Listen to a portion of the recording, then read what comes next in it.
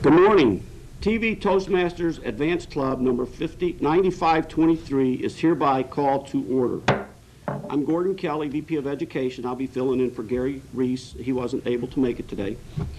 But I want to say good morning, welcome, and Happy New Year's to everyone. We have several guests here today: Ron Althouse, ATM, BCL, Laura Lee Gayfield, which is CTM, is a CTM and president of CIC Speaks, her son Scott Gayfield, and also Liz Ashcraft. I hope we have all made our New Year's resolutions, plans, or wishes. I just wanted to let you know that with the new year in Maysville, Kentucky, it has brought a new Toastmasters club called Bridges. And if you would like to visit that club, just contact me and we'll have you out. At this time, we want to get the show going, so I want to introduce our Toastmaster for today, Joe Schwerling, who is a DTM and has just really been helping out this club a whole lot. Joe? Thank you, Gordon. This week happens to be the 70th anniversary of the 1937 flood. Hopefully today you'll be deluged with entertainment, education, and an inclination to join any of the 50 Toastmasters clubs in the greater Cincinnati area. We'll get started right away with our word power counter presenter, Laura Lee Gayfield, CTM.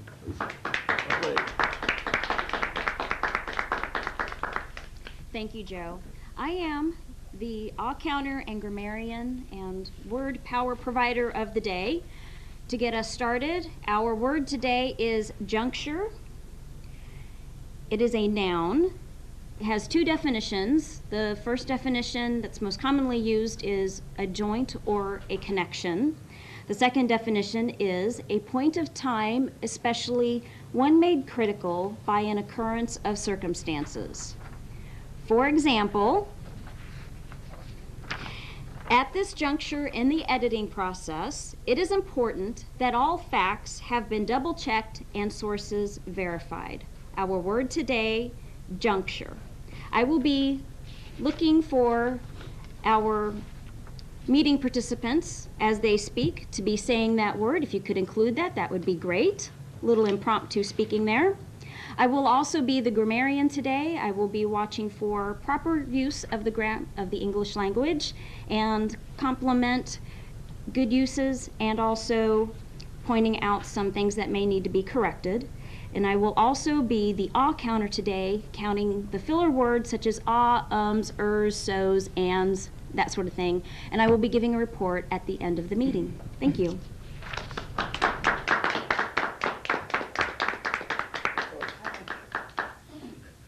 And at this point, I'd like to reintroduce Laura Lee again. She's our topic master today, and she will be intriguing and inspiring the Tabletopics participants to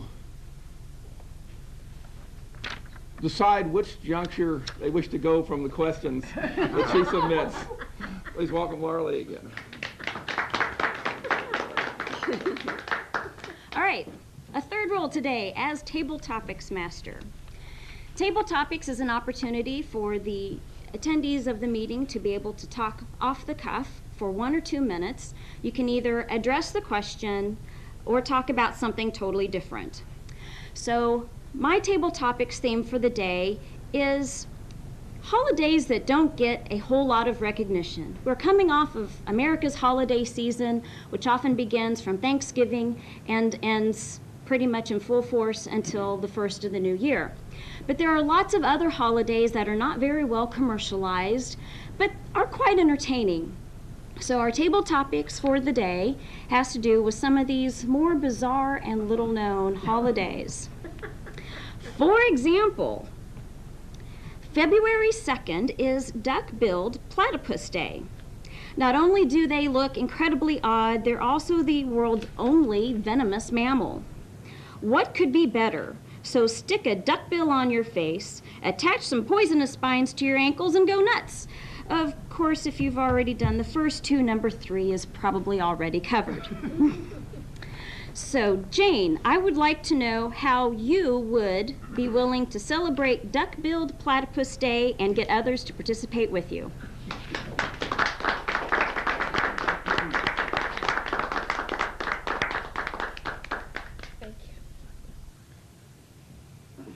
How I would celebrate Duck Day. Apparently, I can't pronounce the second word, so I'll stick to Duck Day. Duck Day. I'll probably go nuts as the explanation for what the day says.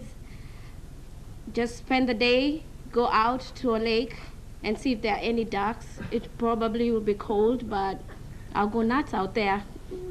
And at that juncture, I would have celebrated Duck Day. Thank you.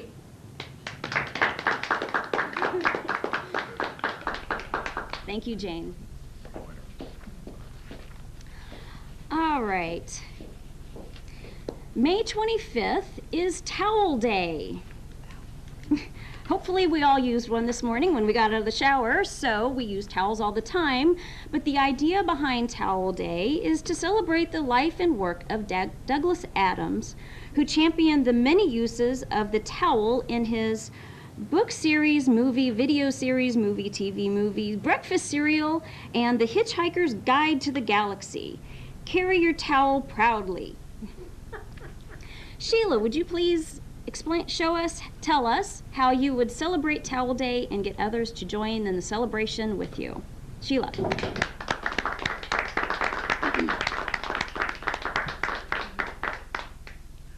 Well, Madam Tabletopics Master, I love Douglas Adams, who created this Carry Your Towel Day. Amongst other things, Douglas Adams wrote The Dark Tea Time of the Soul, which is a story of poor Nordic gods gone bad, living seedy lives in modern-day London. And they needed towels. None of them seemed to take baths. So how would I use a towel? First of all, I think toweling is a lovely, lovely thing. I would probably wear my toweling robe. I love my robe. I would probably wrap my hair in a towel. I would become a fashionista of towels. I would probably make a dress out of a towel, a coat out of a towel. I think gloves made out of toweling would be lovely. I would cover my couch with a towel, which is probably a good idea because my cats love my towels and my cats love my couches. So I need towels for that. Let's see. I would cover the seats in my car with toweling. I might hang a towel as a flag in front of my house. In fact, I think I would cover my sidewalk with towels so that people would feel very comfortable and know my house would be clean to come in. Towels. There are so many uses for towels, one can hardly believe it. But I'd make some pillows, some tossed pillows with towels. I'd invite, instead of a toga party, I'd invite my neighbors in for a towel party. We would wrap ourselves with, of course, those giant sheet towels. I'd put instead of a tablecloth, I'd use a tablecloth made out of towels, or I'd just throw towels all over my table. Actually, that's the way my house looks right now. So, I guess I'm already celebrating Towel Day. I just didn't know it. Madam Tabletopics Master.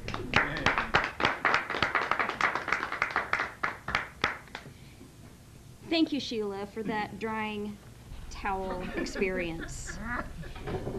From towels to another household item, June 23rd is Ladle Day. Ladle Day. Understand that its exact origins are lost to the midst of times and history, but that's probably okay.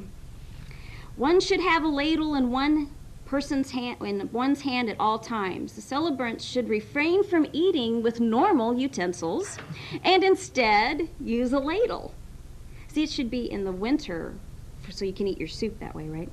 This can make eating a real challenge in the case of many foods. If you spot someone carrying a ladle, you are encouraged to jump up and down and wave yours in the air. This would probably alarm those around you, but that's pretty common many part of these holidays, so don't worry about it. Let's see, Gordon, how would you celebrate Ladle Day?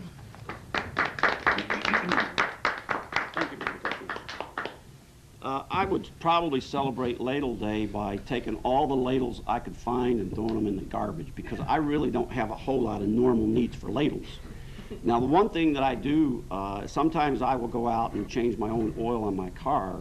That creates a problem because it's always messy, and I guess you could use a ladle to dip the oil from one place to another or something like that. Another thing I would think, when I think of a ladle, now I'm thinking back years and years ago. I remember going into homes as a child, and way back then, if you go into certain parts of the Appalachian area, they would drink water out of a bucket with they called it a dipper, but I guess it would be similar to a ladle. And I remember that material being kind of aluminum or thin material. Now, I could really take that material and make things out of it, because I'm one of these people that I have a box at home of just everything. You name it, it's probably 30 years old, and anything that I don't use, I put in this box. And I just refuse to go to Walmart and buy these little things that I need. So I'm always going into this box and picking out little pieces of material, trying to make things out of it. Not that I ever complete anything, but I try. So this material could be in my toolbox, and I could probably use it because it's bendable, and you could shape it and drill it and all that kind of stuff and make latches or whatever with it and not have to go to Walmart. But that's what I would do as far as Ladle Day. Thank you, Gordon. That is all I have for Table Topics Day, so remember that there are lots of little-known, under-commercialized holidays for you to celebrate all year long. Mr. Toastmaster. Thank you very much, Laura. And thanks to Jane, Sheila, and Gordon for their interesting responses. The next most important part of our meeting is our prepared speeches. Our first speaker tonight is Gordon Kelly. Gordon is going to give a speech from number 5 from the Competent Communication Manual, in which the main objective is to practice and enhance use of the speech by use of stance, body language, gestures, and eye contact. The title of his speech is The Perfect Plans. Please welcome Gordon with The Perfect Plans. Thank you. Good morning. I'd like to welcome everyone out in our studio today, both watching us via television and those present here today. I'll be working from the Communication and Leadership Program Manual, which was mentioned, and the title of my speech is The Perfect Plans. We all start our lives off at the mercy of others. Our parents feed us, clothe us, and make all of our decisions for us. We begin to make our own decisions eventually because a transformation takes place and we grow older and we learn things and get experience. But we try to take control of our lives, and I think my question there is, do we really take control of our lives? I remember growing up as a young person and imagining myself as a big sports figure, a military guy, a general, or other popular person. But in reality, I graduated high school and was offered an Illinois State teaching scholarship. I had every intention of taking advantage of this teaching scholarship. But one day we were sitting in a big auditorium filling out the paperwork to take advantage of this, and the notion came to this brain that I really didn't need any more education, and I really didn't want any more education. So at 18, I got up, I walked out, I found a military recruiter, and I joined the Army. 2 years after doing that, I formed a whole bunch of new plans. I said I would get out, get a big job, marry a beautiful woman, have children, experience life, and grow old. And at 18, money wouldn't be a problem, and I would do whatever I wanted. Well, I did get married, we did have children, I worked second shift in a factory, and we paid bills. It didn't take long for me to realize that I was not planning the future, but merely playing a part in the future. All the plans that I had made really were not working out the way I thought they would, and I was a far shot from where I wanted to be. After struggling through 7 years of night school, I eventually built a career and financial security for the family. We had new homes, vacations, cars, and all the perks that go with a lot of years of work. And it was right at this time where our kids were graduating school and going on about their lives, and we really had things set. But guess what? Just as we reached this pinnacle, The plan changed. After many agonizing debates, my wife and I sold everything we had in Chicago and we moved to Tennessee. The plan in Tennessee was to buy a new home, get jobs, and go on with our lives. But as many things in life, this also had a course of its own. After all the years of working in manufacturing and building a career, I ended up moving to Maysville and taking a job in marketing. I took up golf, which for many years prior to that, I'd made fun of my brother-in-laws for playing because I was football and baseball and all that kind of stuff. In 2000, I took an unexpected trip to Alaska, and in 2005, I had a heart attack. I contribute a lot of what has happened in my life to random events. Have you ever slipped on ice, lost your wallet, had a car accident? I'm sure those were not planned events, but rather just random events that were totally out of your control. Every year at New Year's, I used to sit back and make all these plans about vacations, next promotion, because I was always looking at the next promotion, where I'd be next year or 2 years down the road, lining people up in the company, who would be here, and all that kind of stuff. And retirement plans. I consider myself a total planner. I even went so far in my plans that I planned on losing weight. But as the years have gone on, however, I'm just not so sure. The fact is, my plans very seldom came out exactly the way I planned them, and a lot of them didn't come out at all. And ironically, the things that I really probably should have put more planning into are now, at this stage of my life, probably the most important things in my life, and that's my kids. And it's strange how that works. I believe New Year's resolutions or planning are really just a source of hope. I would bet that after 20 days into the new year, most of us have forgotten about our New Year's resolutions. And then you take that further, and I thought, well, I bet if you think back over the years that we've all made plans and resolutions, and today you probably can't remember what you planned on last year or made a resolution about. So I found that to be very interesting. But with or without a plan, life goes on and we move forward. Planning allows us to know where we are headed and how we will get there. Somehow it gives us a sense of peace and a reason to move forward. It seems that no matter how many of our plans fail, get modified, or just forgotten, we're always willing to make new ones, and in our mind, we're always just hoping those will work out, regardless of what's happened in the past. It seems to happen. No matter how hard we try to plan, there's a set of plans already in effect that we cannot control, and they will be known only when they happen. Good or bad, we have no way of knowing how these events will take place or when. Some things are just not in our control, even though we think they are. As John Lennon once said, life is what happens to you while you're busy making other plans. Thank you. Thank you, Gordon. One thing people forget about the 1937 flood was that there had been a previous flood that was within 40 feet of the height of that 37 flood, but people tend to forget about it. And it was in 1773 that is, and only the Indians were around at that time, and a few early settlers. Our second speaker today is Carol Kormelink. Carol Kormelink will be fulfilling the requirements for the educational achievement of Advanced Toastmaster Gold for the second time, toward becoming distinguished Toastmaster a second time. She will be reading from My Grandfather's Blessings by Rachel Naomi Remen, MD, for the Read Out Loud Project, number 4, from the Specialty Speeches Advanced Manual.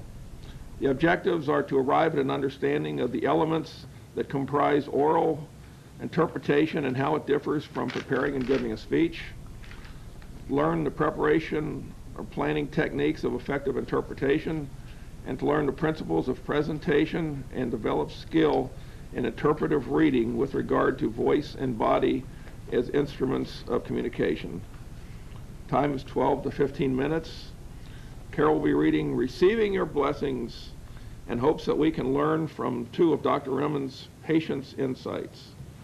Welcome, Carol Kormelink. Thank you, Mr. Toastmaster. Fellow Toastmasters, guests, and our most welcome guests at home. I received this book several years ago, and my grandfather's blessings didn't really tell me anything, and I set it aside. As I started reading, I'm going, wow, this is speaking to me. So today, I hope that I may give you a life-changing insight into Dr. Raymond's book, and you will have a juncture in time and be a better person for taking Rachel's message to heart. Receiving our blessings. Most of us have been given more blessings than we have received. We do not take the time to be blessed or to make the space for it. We have filled our lives with so many other things that we have no room to receive our blessings. One of my patients once told me that she has an image of all of us being circled by our blessings, sometimes for years, like airplanes circling the airport with no place to land, waiting for that moment in time, as Gordon mentioned, and our attention. People with serious illnesses have often let go of a great deal. Their illness has created an opening in their lives for the first time. They may discover ways to receive all the blessings they are given, even those they were given long ago. Such people have shown me how to receive my blessings. Many years ago, I cared for a woman called May Thomas. May had grown up in Georgia, and while she had lived in Oakland, California for many years, she had in some profound way never left the holy ground of her childhood. She had worked hard all her life, cleaning houses in order to raise 7 children and more than a few grandchildren. By the time I met her, she had grown old and she was riddled with cancer. May celebrated life.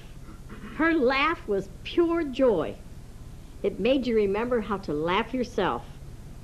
All these years later, just thinking of her makes me smile. As she became sicker, I began to call every few days to check in on her.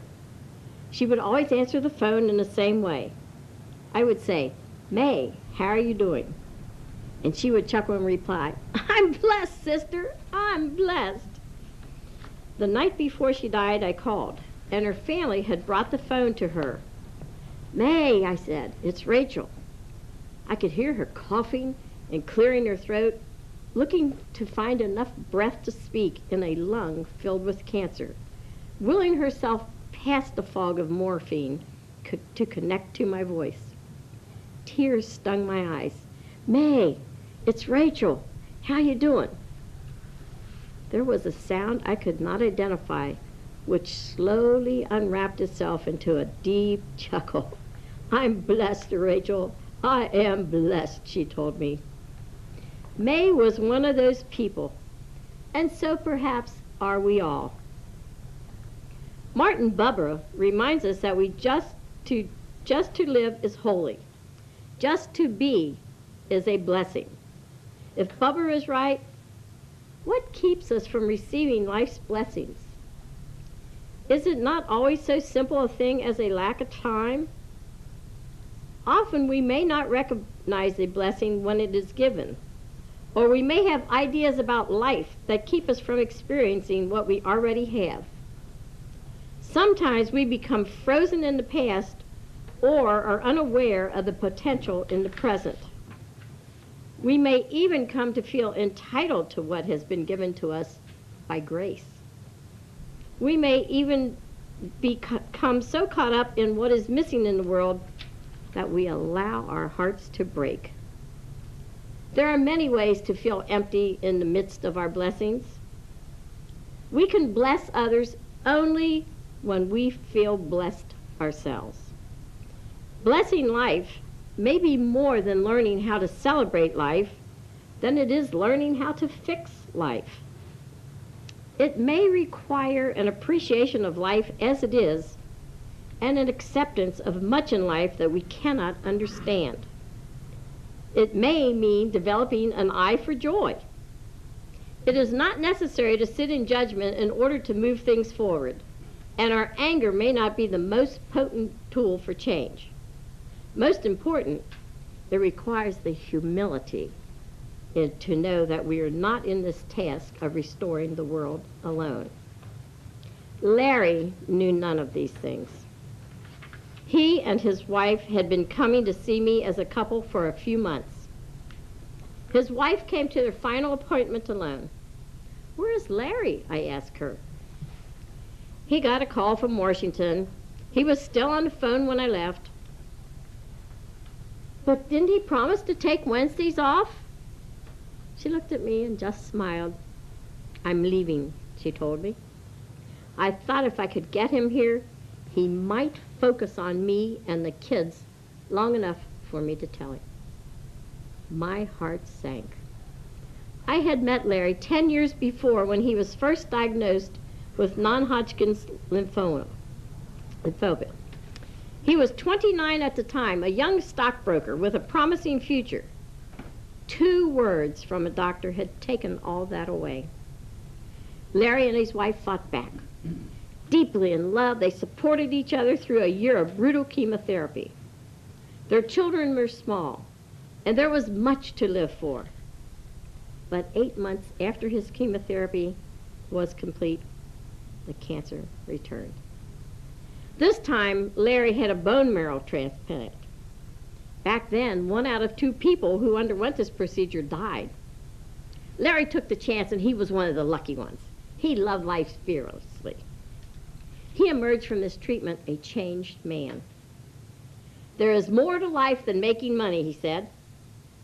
Convinced that his life had been spared for a reason, he felt he had to use his time to make a difference.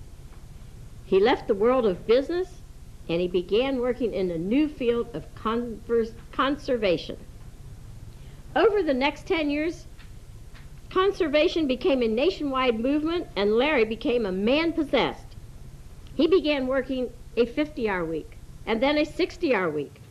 Now he traveled almost constantly, and when he was at home, he worked far into the night by fax and email. He ate and he slept irregularly. Months went by without having a talk with his children, an evening with his wife, or even any time for himself. He lived on the edge of burnout. But there was always something more to be done, another project, another cause. His wife and children had been lonely at first, but gradually they had built a life without him. "Tell him that I would like to see him," I told his wife. She nodded. "I'll tell him when I get him the news." Larry came in a few days later. He sat down wearily in the chair opposite. I was shocked at his appearance. "Carol said you wanted to talk to me." "Yes," I said. "She told me she was leaving." "Yes, she told me too," and he began to cry. 10 years ago, I was losing my life. I didn't lose it then, but I've lost it now." "What was it like for you back then?" "Desperate. Life was slipping through my fingers. I felt that I was running out of time. I still feel that way. The world is dying. We may not have another chance." We sat looking at each other in silence. My heart ached for this good man. "When was the last time that you ate with your family?" "I don't remember." "Or the last time you went to sleep without setting an alarm clock?" He shook his head again. "Do you remember the last time that you played a game or read a story to your children?" "I don't remember." "Larry, would you treat a spotted owl in this way?" He looked down at the floor and he shook his head. I saw that he began to cry again. "I don't think I can go on," he said. I told him that I understood how important his work was, and he nodded silently. "Has serving life made you happy?" He looked at me, confused. "How can serving life make you happy? Service requires sacrifice." "But perhaps not. One of the fundamental principles of real service is taught many times a day aboard every airplane in the United States. And Larry, who flies more than 1 million miles every year, had heard it hundreds of times, but he didn't recognize its relevance to him. It is the part just before the takeoff when the stewardess says, "If the cabin loses pressure, the oxygen mask will fall from above. Put your own mask on first before you try to help the person next to you. Service is based on the premise that all life is worthy of our support and commitment. For Larry, this was true of every life except his own. Now, if I wish to defeat those who wanted to use their lives to make a difference, this is exactly the way in which I would go about it. Few such people would be tempted from their purpose by fame or power or even by wealth. But I could confuse them and stop them in just the same way that Larry found himself stopped. I could use their own dedication against them, driving them to work until they became so depleted and empty that they could no longer go on.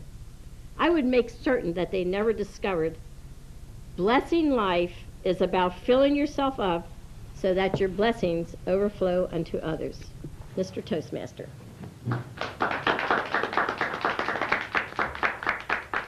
Thank you, Carol. Our third presentation today will be by Steve Ahrenholz. Steve is finishing this will be his second last requirement for Distinguished Toastmaster, and it's sharing his vision regarding his high-performance leadership project, which is a task we take on either in Toastmasters or in the community to practice, learn, and demonstrate leadership. And so please welcome Steve Ahrenholz with his presentation on sharing his vision.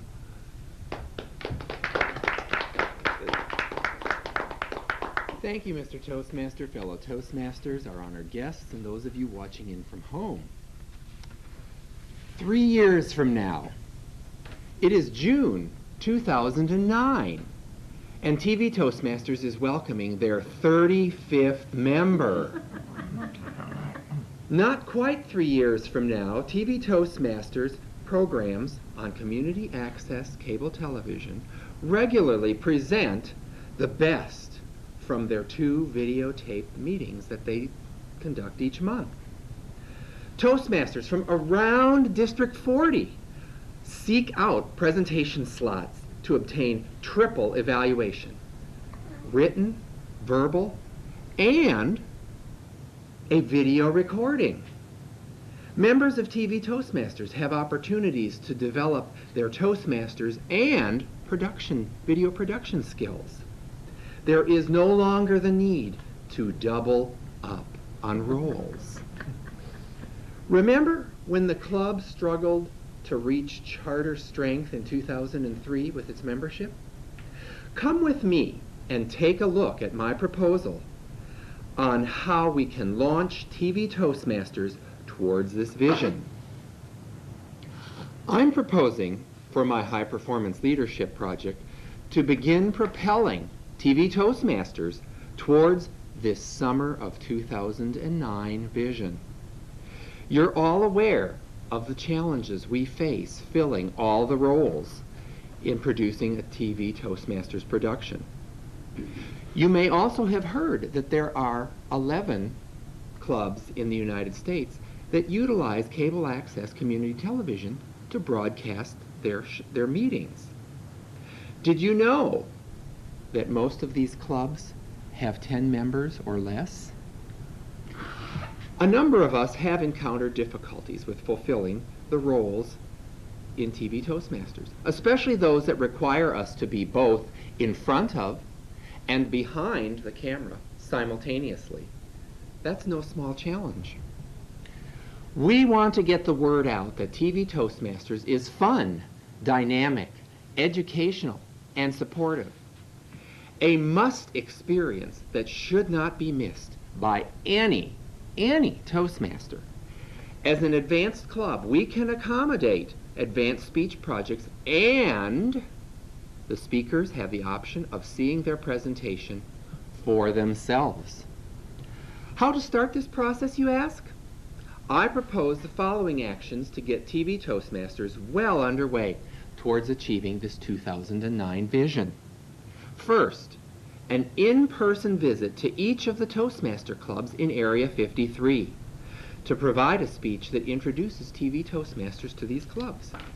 Area 53 has 4 clubs in addition to TV Toastmasters, 1 corporate and 3 community clubs. These visits would include a direct invitation from TV Toastmasters to the club members to come and visit us. Second, I propose I will write and submit an article to the Success Times newsletter about TV Toastmasters. This will get the word out to District 40 about our club and serve as a mechanism for us to invite Toastmasters to the District 40, to invite the Toastmasters of District 40 to a TV Toastmasters open house conducted on April 21st of 2007.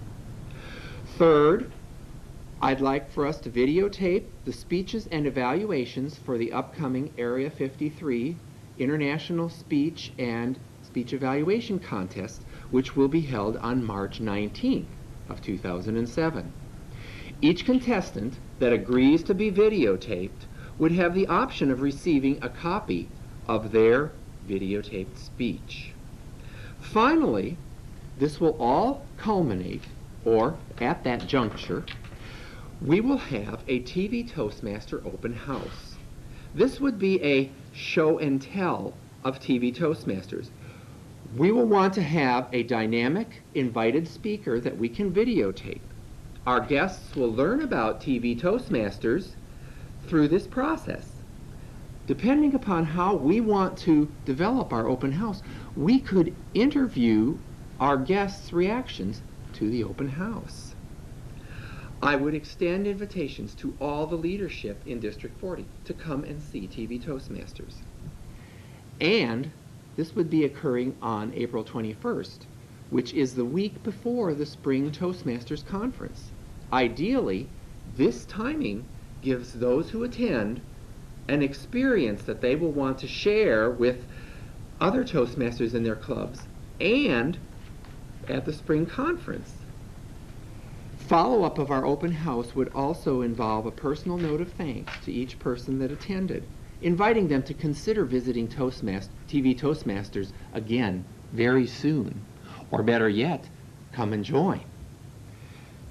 You say, well, Steve, this all sounds really good, but how is this going to happen? And that is a valid question.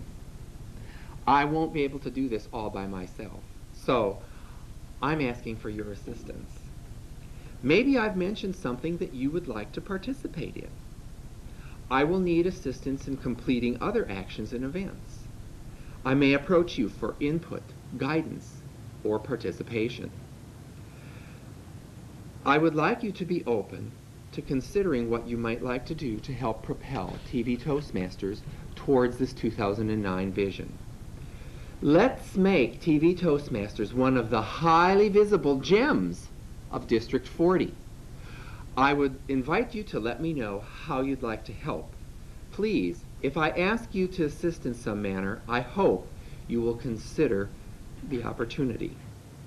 Just think, when TV Toastmasters is featured in Toastmasters magazine as a stellar example of an advanced club, you will be able to say, you were here at the beginning. Mr. Toastmaster? Thank you very much, Steve. In Cincinnati, just as the juncture of the Ohio, Licking, and Mill Creek valleys have resulted in the existence of Cincinnati and the periodic flooding, we are now at the juncture point where we shift from the speaking portion of the meeting to the evaluation portion. At this point, please welcome Darren Henderson, a longtime co-member of mine with Triangle Toastmasters, to be our general evaluator. Thank you. Thank you, Mr. Toastmaster, fellow members. There are many clubs or many organizations in which members come up and give speeches to entertain and inform their members. That's pretty standard. Now we're going to see one of the things that makes Toastmasters really unique and really special. This is where we give 360-degree feedback to the people who spoke. So not only in Toastmasters do we inform and entertain our members, but then that speaker has a great opportunity to find out what they can do better, the things they do really well, And overall, it just makes the entire meetings, entire organization much stronger because of that feedback. So at this point, I would like to introduce our first evaluator, evaluating the speech of Gordon Kelly, Ron Althaus. Thank you, sir. Thank you. Fellow Toastmasters, people in our viewing audience, distinguished guests, and particularly Gordon. The perfect plans. Gordon, I loved your speech. I thought it was a well-chosen topic. It gave you lots of opportunity to use body movements and body gestures to convey the message that you were trying to plan, which was, there were lots of messages here. I just want to remind you of some of the things you did. When you talked about being in the military, you pointed to the epaulette on your shoulder, which is a good body gesture. When you talked about 7 years in the military, you used hand gestures to express the 7 years. You pointed to your brain when you said you were thinking about what to do next. When you had the heart attack, put your hand over your heart. All of those are excellent body gestures. I thought you were very pleasing in your presentation in terms of you maintained good eye contact with the audience. You had a nice pace to your delivery. It did not seem to be fast. It seemed to be good. So what would I recommend that you might improve a little bit? First of all, I think you're in the TV Toastmasters environment, you can't run across the stage. You can't pace too far out of camera focus, I would guess. And that perhaps trapped you a little bit. Rather, I think what I would do is work more with the facial expressions, and also don't forget to bring vocal variety in with the body gestures. Let me give you an example that I thought of. You said you were thinking about a time when you would find the most beautiful woman. And you could have said, I was thinking about a time when I would find the most beautiful woman in the world to be my wife. Just a little enhancement in terms of vocal variety woven in with body gestures. So lots of opportunities, a good sequence of events. I thought the chronological sequence of what happened in your life. And then you reached that incredible juncture where you had been in manufacturing all these years and went to Maysville and became a marketing person. So very interesting. But I enjoyed your speech tremendously. I look forward to the next one. And thank you very much. Mr. General Evaluator? Thank you, Ron. Next on our agenda, evaluating the interpretive reading of Carol Kormelink. Please welcome Sheila Mudd Baker. Thank you, Mr. Evaluator. Thank you, Carol, for reading to us. This is a difficult speech because reading out loud is always an interesting thing. How do you balance reading with hand gestures, with body movements, with just sounding like a real human being just talking? That's difficult. And I think Carol did an excellent job. Before this speech, Carol told me that she thought I might be disappointed because she was just reading. But Carol, you weren't just reading. You were reading with enthusiasm. Carol was reading with both enthusiasm and understanding of what this was about. What I especially liked was that in this speech, or in this reading, Carol shared this with us just as if she had just discovered it and wanted to share immediately this great reading. And that is the most exciting kind of reading. There are several things that Carol was required to fulfill in giving this speech. First, the question was the theme clearly understandable and the narrative or the storyline clear. Well, the theme was clearly understandable. That is, recognize your blessings that you have and make sure you keep rebuilding them. It asked if the reader made an effective use of vocal variety, tone, mood, inflection, rhythm, and body movements, all except the body movements. that it is okay, I believe, to read a story without gesturing. It's hard to hold onto the book and gesture at the same time. And unless you were going to hold the book and jump up and down, I can't quite imagine all of the possibilities. The next question was whether or not the reader conveyed a sense of the author's style, and I think it was. The author is enthusiastic, as Carol was, and compassionate and realistic. The author understood what's important to a good life, and Carol conveyed this. Now, the next question is, did the reader present the work leading to a crisis or major climax? Well, not a major climax. This wasn't a beginning to end story, but instead was a story of two crises. One, dying. Two, losing everything that you had worked so hard to hold. So those were major crises. Were the introduction and transitions informative and effective? Yes. The introduction gave us enough information that we knew what we were getting into. That it was a transition from May's story of dying to Larry's story, and Carol changed her tone slightly to make that transition. And did the reader convey a sense of spontaneity? Oh, yes. I think that Carol certainly showed that she loved the story and couldn't wait. It was almost like the words were spilling out of her, that she wanted all of us to understand what a great story it was. I think the lifting of the head and talking to each of us here, talking to the cameras, talking to the people here, excellent use of reading and still appearing to be spontaneous. I have a couple of things I would like Carol to work on. I would like Carol to work on volume. Sometimes in this speech, Carol, you dropped your voice. Now, that isn't so bad because there's a microphone for the cameras, but it is sometimes bad for those in the back, that when you drop your voice enough, the person in the back of the room might not be able to hear you, and that's important. And secondly, look up people's names and pronunciations. Martin, B-U-B-E-R, is Martin Buber. So, and because he was a fairly universally read theologian and writer, there will be several people in the audience who will say, that doesn't sound right, what's wrong? They will hear it and not know what's going on. And then there's no R in Washington. That seems to be, I think 50% of the U.S. population has an R in the word Washington, but we need to work on that. All in all, it was a blessing to hear, receiving your blessings, and I'd like to thank Carol, and I'd like to read more.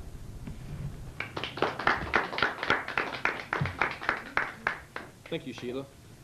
Our third evaluation, evaluating the vision of Steve Ahrenholz, will be Jane Mwindi.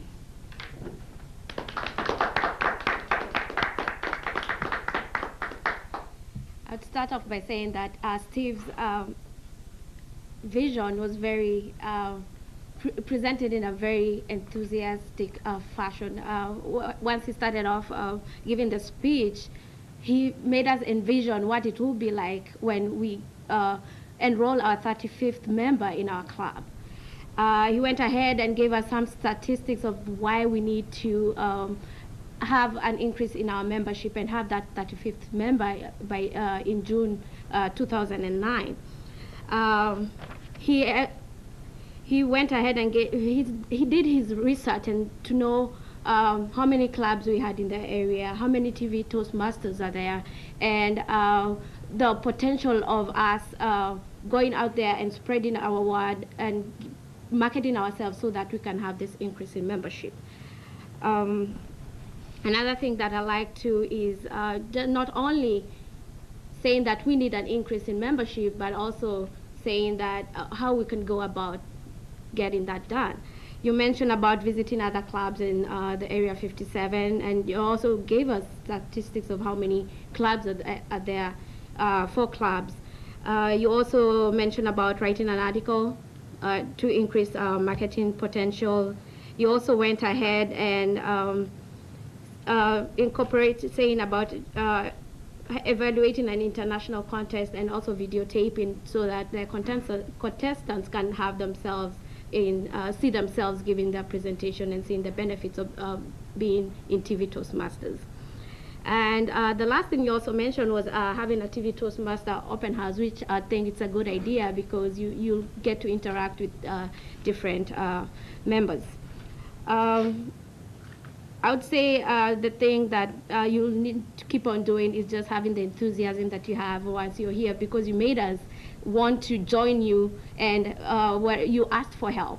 You'd say you couldn't do this by yourself, and I would have said, okay, yeah, I would like to do that, because you gave us definite dates of by this can be done, and we were like, yes, we want to join you and help you make this possible. Thank you very much, Lauren. Well, today we've been entertained very creatively by Laura Lee's Table Topics. We've heard Gordon's perfect plans, Carol's interpretation of a grandfather's blessing, and Steve's vision for the success of TV Toastmasters. So again, I'd like to thank all the participants, speakers, evaluators, and everyone.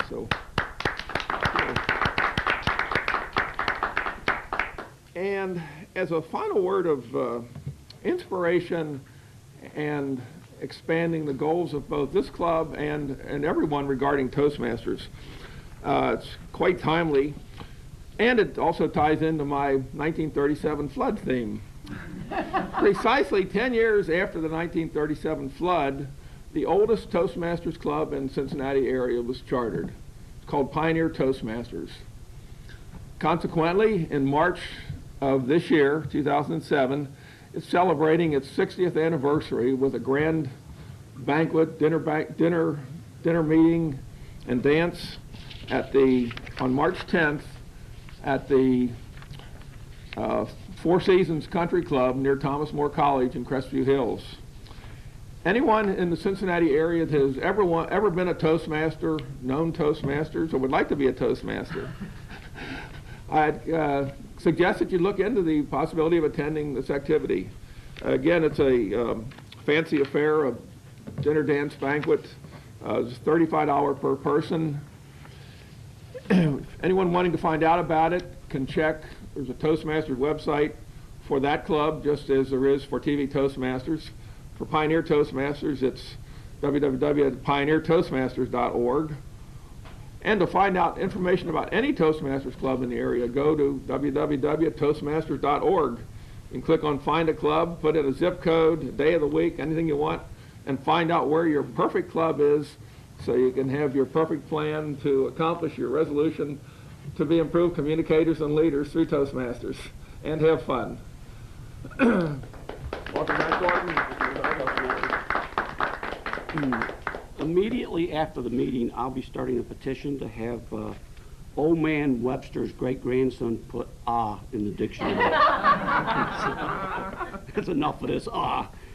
I believe we all think we had a good meeting, or feel we had a very good meeting. Do any of our guests have any comments, or any members for that matter? Anyone have any comments at all? Okay. Just remember that the International Speech Contest is February 17th, and we do have evaluation forms that you can pick up if you would like to know what the criteria is for being evaluated. Can't remember what I'm supposed to say about that. If they need a rule booklet. If you need a rule booklet, here's the evaluation form. So those are available. Would they see you, Carol? They'll be right here. Okay, they'll be right here. My New Year's resolution for 2007 is that we are all able to look back at 2007 and say we had a good year.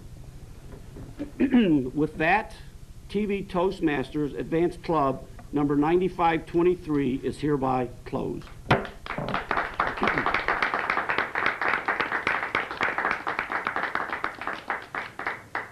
Now that we finished, I didn't want to do the comments on there. No, don't have to. Whenever we talk about CTMs, ATMs, DTMs, we should actually let the television audience know what they are, because if they've never seen it before,